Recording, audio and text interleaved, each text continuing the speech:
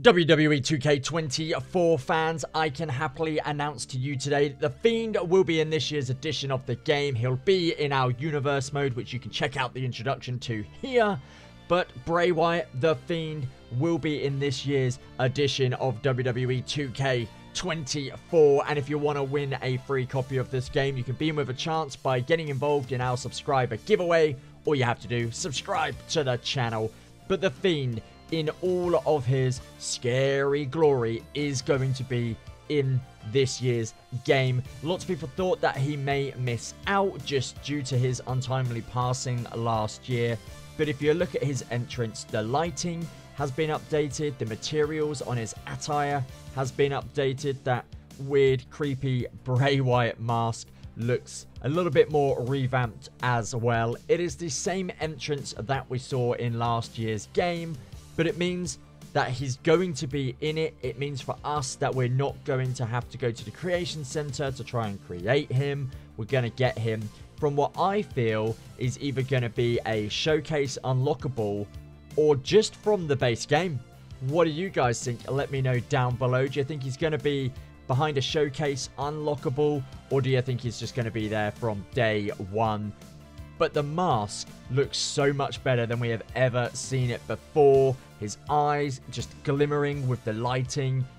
He just looks bonkers. He really does. And so does that creepy lantern that we have said. But to have Bray Wyatt in the game for us in our universe mode, it's just going to create that awe of mystique. I think that's certainly what you could say. The master, the genuine ingenuity of Bray Wyatt, always created or always wanted to create within WWE. Our universe modes are going to be fully complete now, having this weird and wonderful persona. Are we going to get Bray Wyatt alongside the Fiend? Are we going to get Firefly Funhouse Bray Wyatt? Are we going to get the Eater of Worlds?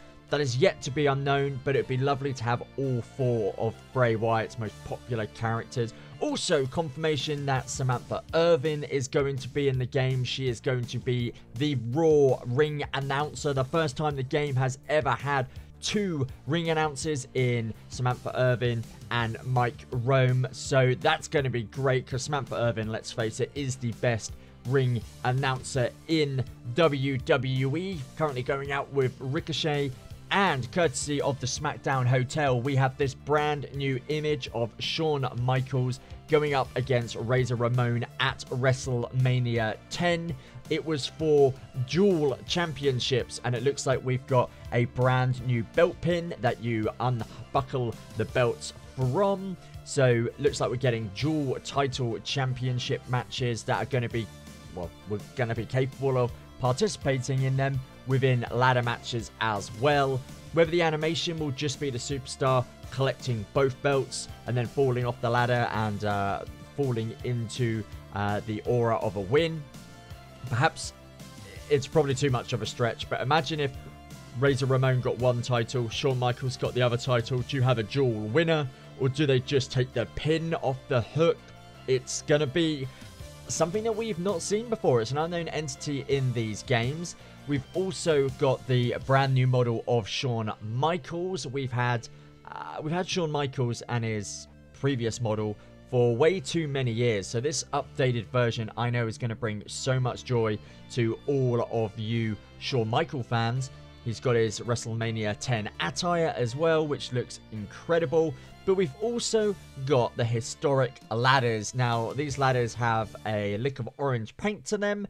They are historic.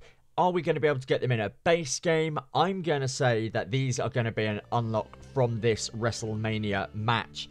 I think potentially we unlock this version of Shawn Michaels, potentially that version of Razor Ramon, but potentially the ladder as well, because we have heard news that some of the matches in Showcase are going to entitle to us to maybe 1 or 2 unlocks, but some may even go up as high as to 3, 4, or 5. So this match could be the arena, the ladder, Shawn Michaels, Razor Ramon, and perhaps maybe even one of those championship belts as well, if not maybe both. But Showcase is certainly looking really, really good. Later on today, we are going to see more of a Showcase trailer, so we've got that to look forward to.